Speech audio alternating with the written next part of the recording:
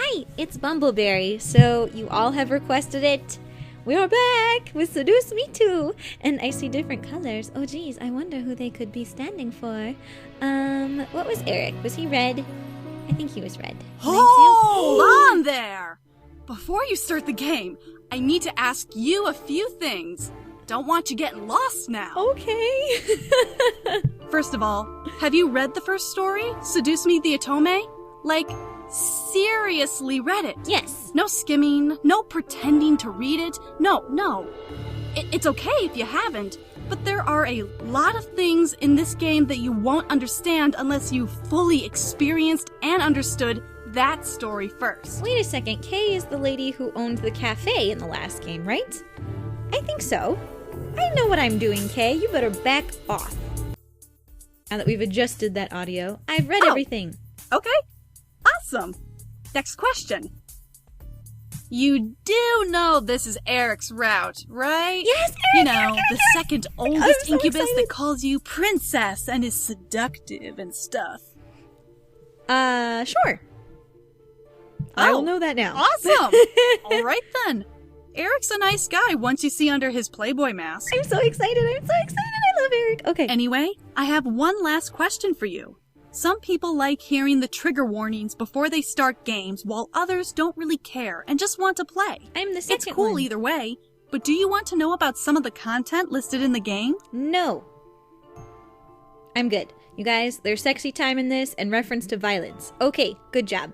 I mean, I like to know warnings a little bit ahead of time, but come on, we're doing an atome about demon sexy boys. We got this. We can do this. Last time there was a shower scene, and you didn't see anything, except for, like, man nipples, and that's okay.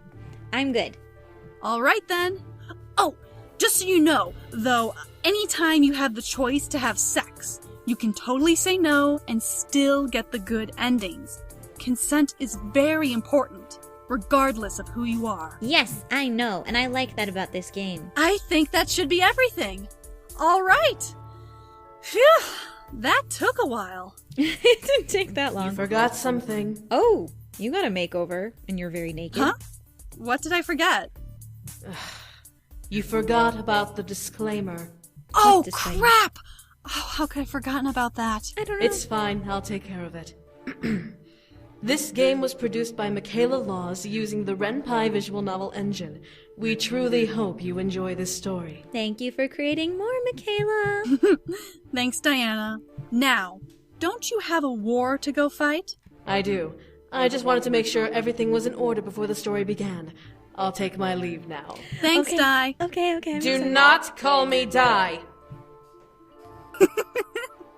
Anyway, we really do hope you like the story. Have fun! See you at the end. All right, bye, Kay. You just spoiled it that you're gonna be there, but I'll deal with it somehow.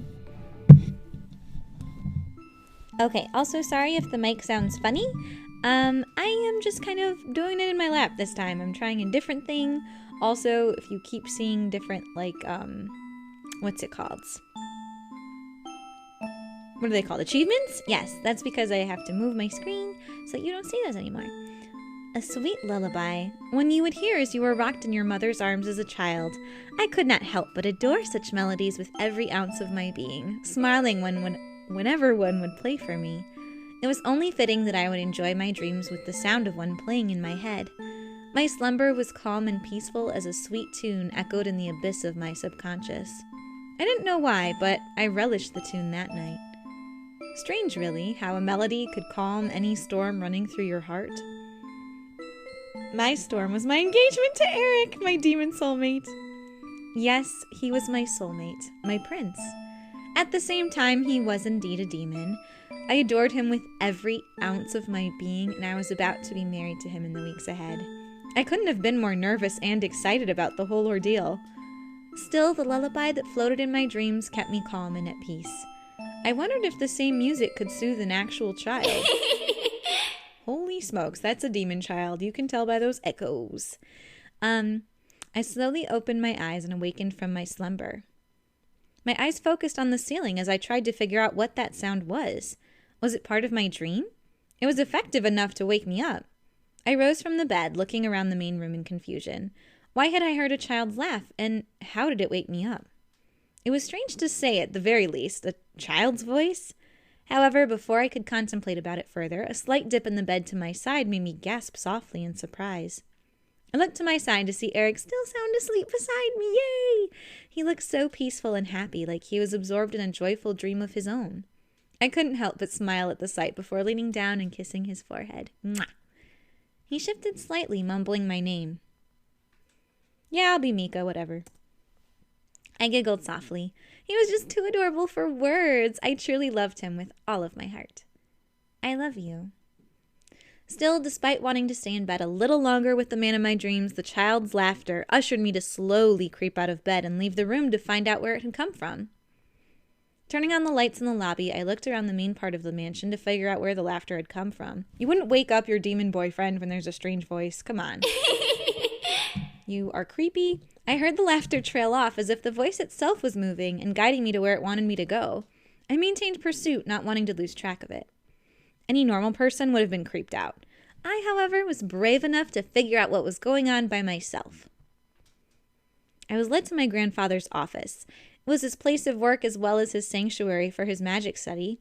I knew he had studied magic and he had come to accept it during my time with Erik and his brothers. Still, it was something I was curious about.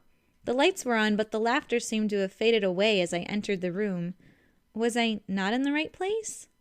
As I stepped further into the room, I felt a sense of nostalgia. Despite only ever finding the room after my grandfather's passing, something about this place made me feel warm and happy, like I belonged here. This was where my grandfather imagined his greatest toys and made them come to life.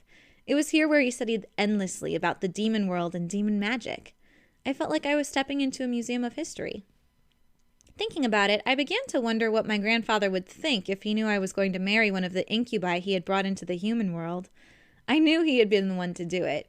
Damien confessed to me when Erik proposed. I was a bit interesting to think about how he would have reacted. Would he be proud? Would he be disappointed? I could never know.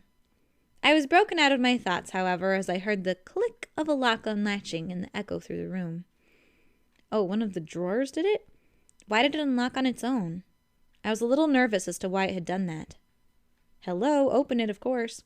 I was indeed my grandfather's daughter. I felt my curiosity take control of my body and guide me to the drawer. Sliding it open, I saw 2 books neatly placed in the drawer, covered with a thin layer of dust.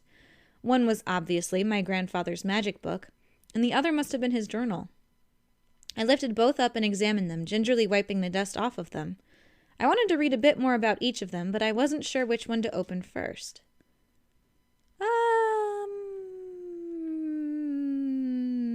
Whoa. Did you guys see that? No, you probably won't see that. Let's look at grandfather's journal. I decided to look through his journal first. Maybe he had something he wanted to show me? I wasn't entirely sure why I was doing this in the first place. I opened his journal and scanned my eyes across each page I flipped through. He had so many notes, it was hard to fathom him knowing so much about everything he wrote. He was smart, though, so it wasn't entirely surprising. One section, however, made me stop and read it in depth. Demon children. I just thought of, Damien. Anyway, on the page was a badly drawn sketch of a humanoid creature I had to assume was a demon. From the size, it could have been a child, however, I wasn't entirely sure. Apparently, there were multiple demon races, not just incubi and succubi. There were hundreds, if not thousands, of different demon types, and each had their own methods on how they bred to produce children. Gross. I wonder if Erik wants babies. Demons of Lilith were the most human-like in terms of pregnancy.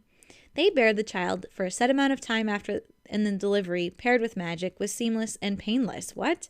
However, as soon as a demon is born, the parents imbue their child's demon name into their souls? What does that mean? Okay, so she's intrigued. Demon mothers, regardless of race, had to bear enough energy for both the mother and the child.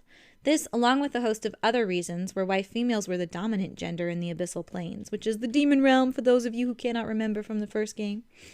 However, if a demon bearing a child doesn't have enough energy, her child would absorb the last of it and kill off the mother in an attempt to sustain itself? I swallowed thickly. Was energy that important to demons? I mean, it's basically their food, so obviously it's like a vampire. How could a child even do that to their mothers? They'd die off too. One thing was explicitly mentioned, however. Unlike humans, demons form souls in the womb, making them living beings while still forming in their mother's body. Ew, they become sentient as soon as they're conceived. That would be awful. Demon babies were aware that they were alive before they were born? It was intriguing. Ugh, I hate that sound. The child's laughter reappeared, softly floating through the air and making me turn towards the door. I quickly followed it, leaving the room and returning to the lobby. You should have taken the magic book with you, Mika, but you never listened to me. As I turned to the stairs, I could hardly believe my eyes. A floating orb barely the size of my head was floating down the stairs and towards the back doors. I gripped the railing and stared, not believing what I was seeing.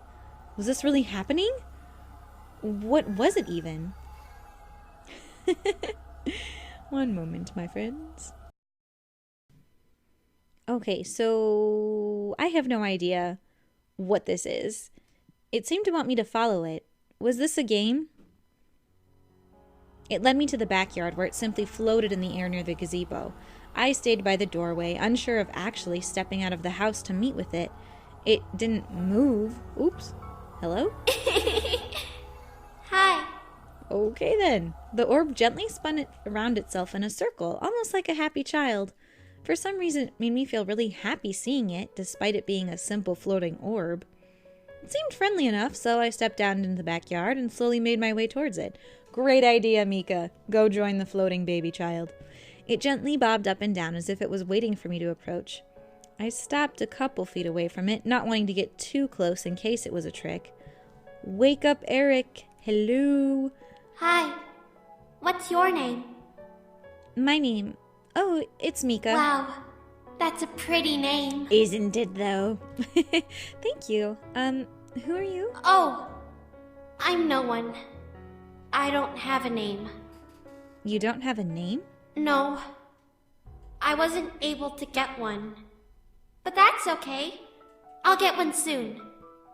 The orb, whatever it was, had to be the spirit of some child. Human? I didn't know. I wasn't sure. All I knew was how sweet and innocent it sounded. The child's voice was pulling at my heartstrings in all the right ways. The orb twirled around again in a small laugh. Let's play together. Oh, what would we play? I almost couldn't believe the words coming out of my mouth. Was I really okay with playing games with a spirit? I mean, it was friendly, yes, but it was a spirit.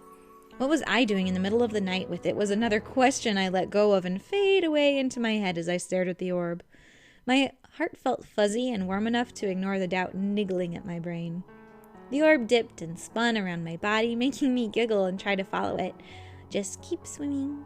Just keep swimming. As it circled back to where it used to be, it almost bounced in the air happily. Come on, let's dance. Put on your red shoes and dance the blues. Oh my gosh, what if these demon babies are Jareth the Goblin King's, like, squiggly dream things, and they're just like... I'm gonna stop. Anyway, I began to dance around the orb as it moved gracefully around my form. In my head, a song began to play as I had fun weaving and swaying with the orb. I felt light and happy, even though a part of my mind was questioning what I was doing. Why was I doing this? Why was I so accepting of this spirit? My body was moving on its own, but I was enjoying every minute of it. The orb followed along, matching each sway with one of its own. Soft laughter echoed from it once in a while after every couple of steps I took. It seemed to enjoy my company, which in turn somehow made me happy. Princess? He's calling me princess again. Sorry, you guys, I'm so excited. Oh, you look different again. Although you obviously have not changed your wardrobe since then. The orb gasped and hid behind me as I stopped dancing. I turned quickly to see Erik standing by the doorframe with a confused but tired look on his face, and he's obviously pointing because that's what men do. Erik! What are you doing out here, love? I blushed, rubbing my hands together behind my back from embarrassment. I must have looked like a fool dancing in the yard in the middle of the night. I turned my head to look for the orb, but gasped in surprise when I realized it had disappeared. Huh? What's wrong?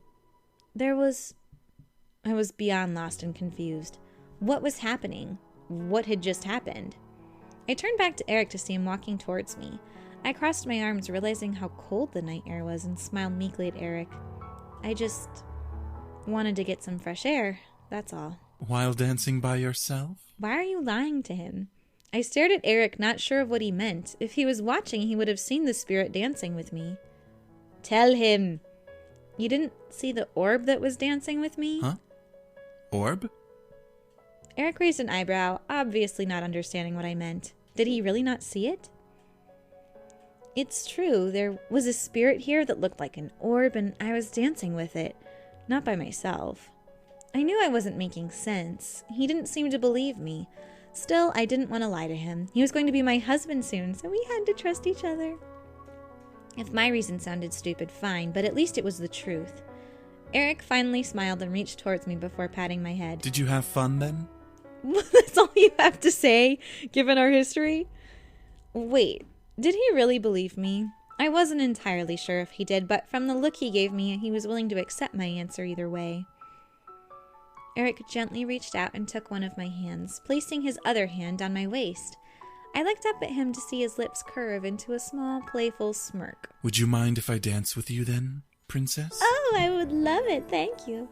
My face turned red at his question, but I smiled and nodded. I liked dancing with him. I tightened my hand over Erik, straightening up and leaning against his chest. Ready to dance. Erik chuckled softly before leading me into a slow but elegant waltz around the backyard. I felt like I needed to thank the spirit later for giving me yet another wonderful memory with Erik. He led me around the backyard as if we were at a real ball. May I just say, his drawing for some reason is bothering me. Why is his hand posed like, yeah, like trigger, choo-choo. It's not very Erik. He's more flirty than confident. Do you know what I mean? Anyway, the moon served as a brilliant crystal chandelier, and the wind became our music. Eventually, however, we had to go back inside. The night was cold and it was very late. I didn't want the night to end, though. Watching Erik as we walked up the stairs to my bedroom, my heart began to flutter even more and a soft heat began to burn in my core. He was not only charming, but he was handsome and definitely knew what buttons to press to make me feel amazing. Am I going to get pregnant? Is that what Seduce Me 2 is? And that our child will be the heir? Anyway, it didn't matter that he was an incubus. I really had fallen in love with him and was both romantically and sexually attracted to him. Though, did I really want to pursue my desires right now? We did just stop dancing. Go for it! Why not? The burning in my core wasn't just going to go away. As Erik and I approached our room, I quickly pulled his arm and turned him around to face me. If you do not want to see sexy scenes, I will put up a thing that says skip or something like that. I don't know. But for those of you that want to see it, I mean, we're getting right to the good stuff. What? Let's seduce. Oh, he's surprised. Before he could finish his sentence, I jumped up and wrapped my arms and legs around him, kissing him deeply. Instinctively, he circled his arms around me to support me, but he stared in shock at my eagerness. Within seconds, he melted into the kiss and panted against my lips, making me moan in reply at the sound. He tightened his grip around me as he walked backwards towards the bed. When his legs hit the side of the mattress, he sat down and allowed his hands to roam my back. I pulled away from his kiss ever so slowly, enjoying every moment that I was still connected to his lips before letting out a small sigh. I was pretty sure I had made myself clear, but I gave him a softly spoken demand. I don't want to go to bed yet. The bishop said, I don't want to go to bed yet. Get sexy voice activated. Erik stared up at me before licking his lips and slowly running his hands under my shirt and up my back. Tingles shot up my spine as his fingers ran over my bare skin, a shuddering moan escaping my lips. As my princess commands. Oh my goodness, Erik, you're making me blush. I felt Erik gently lift my shirt up, and I lifted my arms up for him to remove it from my body before he tossed it to the side. The cool air hitting my skin made me shudder as Erik pulled me in for another heated kiss. Dang his hands for memorizing my body. He knew what spots to caress, making me buck against my hips against his and tighten my hold on him. When I felt his smirk against my mouth, I softly bit onto his lower lip, telling him silently not to play with me. Doesn't he, need to have sex, though, to survive-ish? Because he's a sex demon? Anyway, I don't know. I felt the warm sensation of his enthrallment invade my body, causing me to cuddle closer against his chest, softly grind my hips against him. His in need. His enthrallment was part of our foreplay, adding 10 times more pleasure to our sex. I knew that he poured every ounce of his love for me into our lovemaking. Every time we had sex was just another confession of true love between us.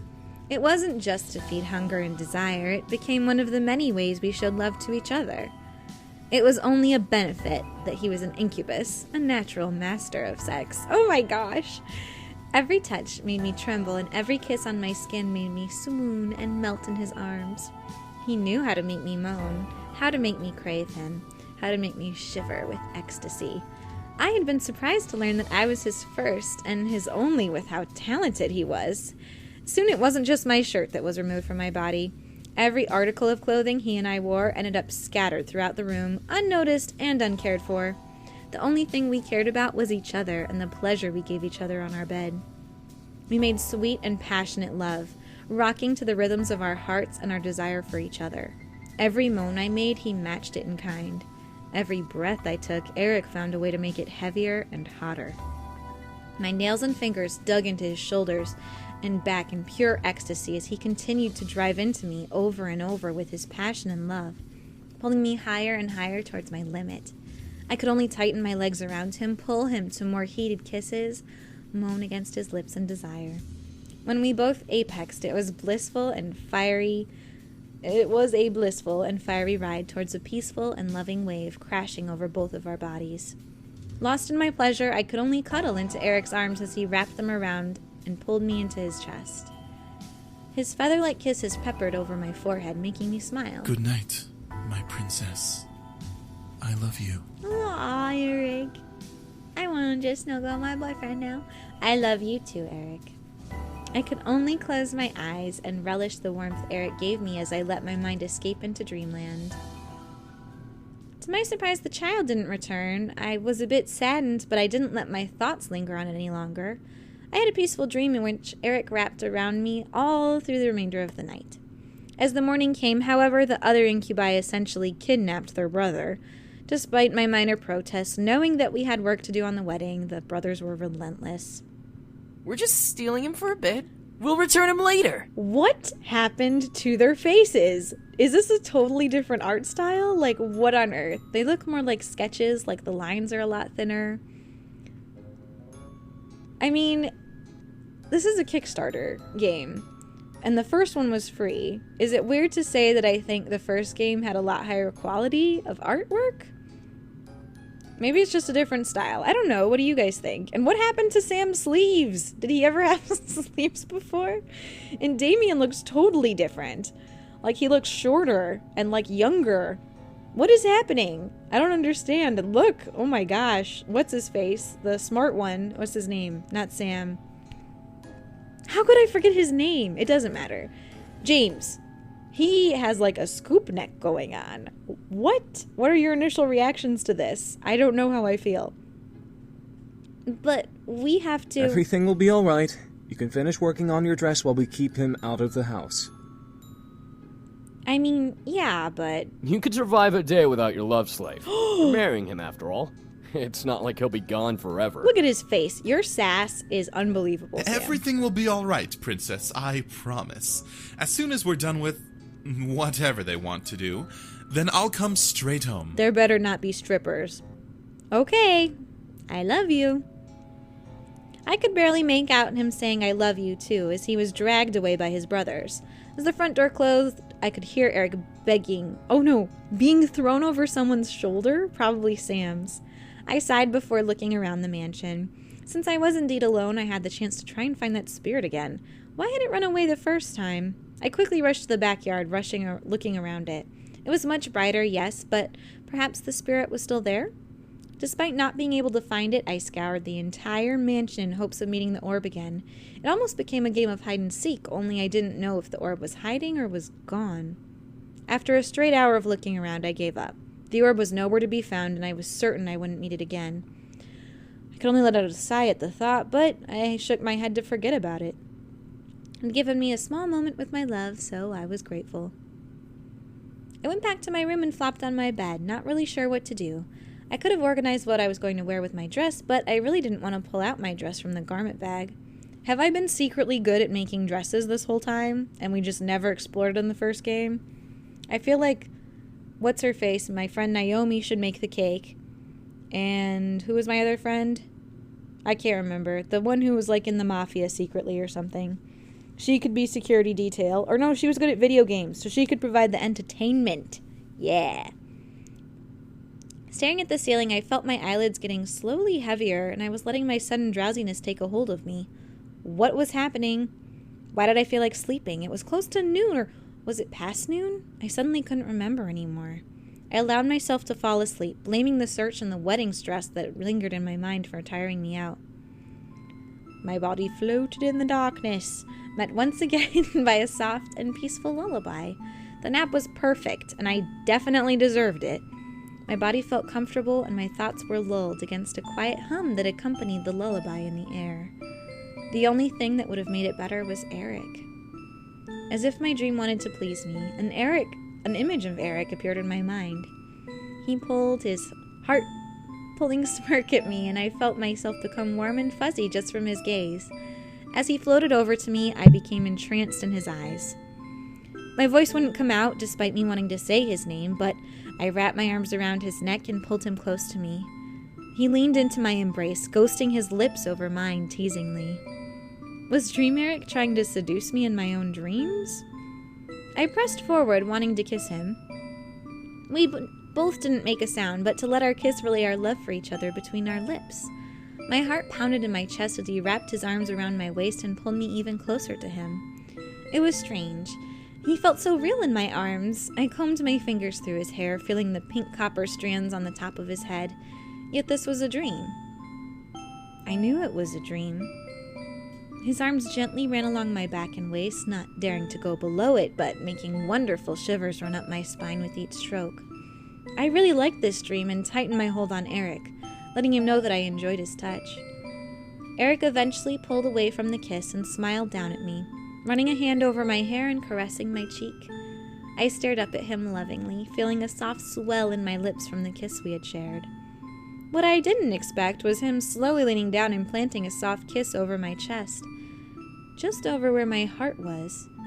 I stared, unsure of why he did such a thing. He wants to eat it. This is a secret evil dream. Just kidding. As my heart began to feel warmer and lighter, I let a silent sigh out of my throat, feeling the pleasure of its sensation. Erik slowly backed away and disappeared, but I continued to feel the warmth over my heart sweetly emanate through my veins, like a slow adrenaline rush. What was happening to me? Tingles ran across every nerve in my body, making me shiver with delight. Whatever it was, I liked it. Soon the warmth lulled me into a peaceful hum, and I curled into myself, wrapping my arms around my body from the comfort it brought. I felt at peace, while my body felt like it was embracing the warmth enveloping it. It was strange, but I accepted this restful feeling. What's up?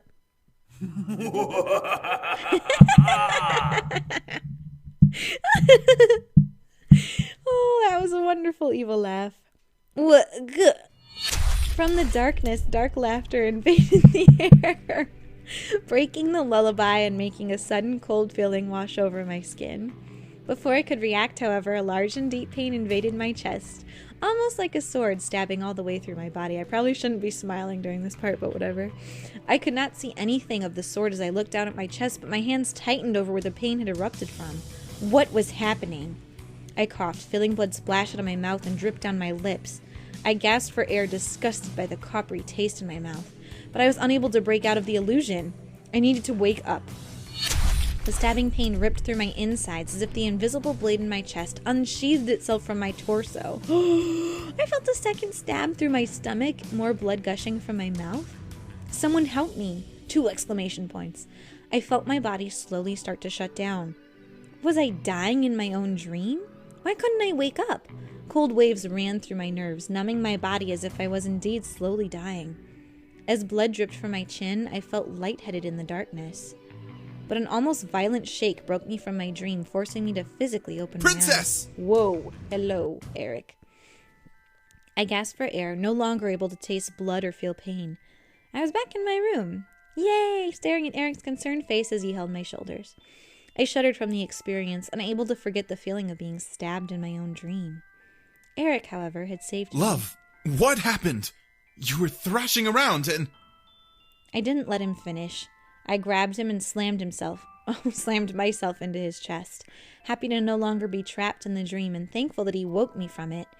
Erik wrapped his arms around me and gently rubbed my back, soothing me as I began to cry into his shoulder. Did you have a nightmare? Mm-hmm. It was terrible. I was being attacked by something in the darkness. I couldn't do anything about it. Shh. It's okay now. You were safe. I'm right here. He looks like he's about to touch something he doesn't want to. It's okay, Erik. Is it H? Yeah, that's what you look like now. Look at your pants. I didn't know he had stripes on the side of his pants. Learn something new every day. I could only nod as Erik rocked me back and forth, comforting me. It may have only been a dream, but I was still mortified by it. It seemed almost too real to just be a dream. I didn't want to think about it anymore. I didn't want to remember the dream, especially how horrible it was. I was supposed to be getting mentally ready for my wedding, not having nightmares about dying. Erik kissed over my head and face, trying to soothe my sadness. He wiped away my tears and continued to hold me close until I was calm and relaxed. I tried to reassure myself that it was a dream. It was just a stupid dream. Just a nightmare. Erik gently pulled away, not releasing me from his arms, and looked down at me with a soft frown. I'm sorry that I left. I should have been here, making sure that you had good dreams. I mean, you can't be with me 24/7. I shook my head. Erik needed to spend time with his brothers, as long as they're not strippers. Oh, that would be weird if all the... Oh my gosh, no. Now, Michaela's gonna make, like, some secret side thing where all the boys are, like, strippers. I'm gonna stop myself. It was important enough to let him be dragged enough away by them. No, it's all right. I'll be fine. Are you sure, Princess? Yeah, I'm sure. I had to shake this off. I don't know what was going on, but now that Erik was here and could be with me in any case... Oh, he could be with me in case anything happened. What is wrong with my words? After I'd finally calmed down, Erik told me about what the boys had gone. They took him to a cafe deep in downtown Chicago, just wanting to have a brother-to-brother talk with him. I was happy he got to spend time with him, but Erik had practically rushed home to return to me. The dream did not appear again that night. Erik used his powers to enter my dreams and kept me safe from anything that tried to hurt me, and thankfully nothing did. However, there was this strange feeling in my gut that didn't sit right with me. For some reason, Erik's comfort didn't make me feel okay. It was as if I didn't want him to be in my dreams. My heart knew this was a problem, but I was unsure of how to respond to this new feeling. Slowly, as the days passed by and our wedding approached, the feeling began more aggressive. What? Soon I was becoming irritated more easily. I became angry at the smallest things, the steps he took, the things he'd wear. You mean the one outfit he wears? The looks he gave me, or what I assumed he gave me. No, Erik, I don't want to do anything right now. Love, I didn't say any. You're looking at me with those sex eyes again. Sex eyes? I swear, I wasn't doing anything of the sort. You're doing it now. I couldn't control the words that were flying out of my mouth, clearly. Something was wrong, but I continued to speak cruelly towards Erik. My heart was at odds with my mind, and I didn't know why I was doing it, but I continued my barrage. Love, what is going on? What is going on? You are what's... I'm sorry. He apologized for nothing, my little snugglepuss. I felt Erik's enthrallment take over my body, forcing me to go weak in the knees and mule out in surprise.